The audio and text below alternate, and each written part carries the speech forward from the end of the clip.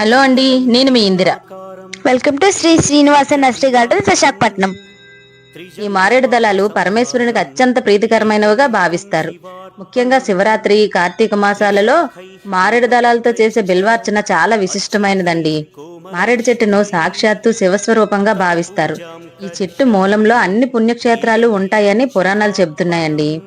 మారేడు చెట్టు కింద దీపారాధన చేసి శ్రీ వృక్షాయై శ్రీనివాసాయ నమః అని 11 సార్లు చదివితే ఆ ఇంట్లో లక్ష్మీదేవి తాండవిస్తుందని చెప్తారు. అంతేకాదండి, ఈ మారేడు మొక్కల్లోని చాలా ఔషధ గుణాలు కూడా ఉంటాయండి. దీని ఆకులు, పండ్లు, కాయలు, బెరడు, వేర్లు ఇలా అన్ని కూడా ఔషధ గుణాలుగా ఉపయోగపడతాయి. దీని ఆకుల రసం షుగర్ ని కంట్రోల్ చేస్తుందండి. పండ్ల రసం మలబద్ధకం నుంచి ఉపశమనం కల్పిస్తుంది. దీని ఆకులు జ్వరాన్ని తగ్గించడంలో ఉపయోగపడతాయి. ఈ చెట్టును ఇంటి ఆవరణలో ఈస్ట్ లేదా నార్త్ ప్లేసెస్ లో పెంచడం శుభప్రదం. మారేడులోని 6 రకాలు ఉంటాయండి. ఏకబిల్వం, త్రిబిల్వం, పంచముఖ బిల్వం, షణ్ముఖ బిల్వం, సప్త అగ్ని బిల్వం, మహాబిల్వం.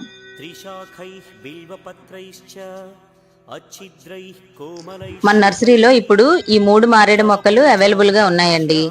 ఇది త్రిబిల్వం, ఇది మహాబిల్వం,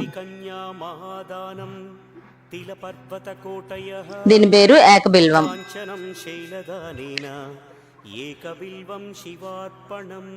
ఈ పవిత్రమైన మొక్కలు మీకు కావాలి అంటే స్క్రీన్ పైన కనిపిస్తున్న నెంబర్ కి కాంటాక్ట్ అవ్వండి.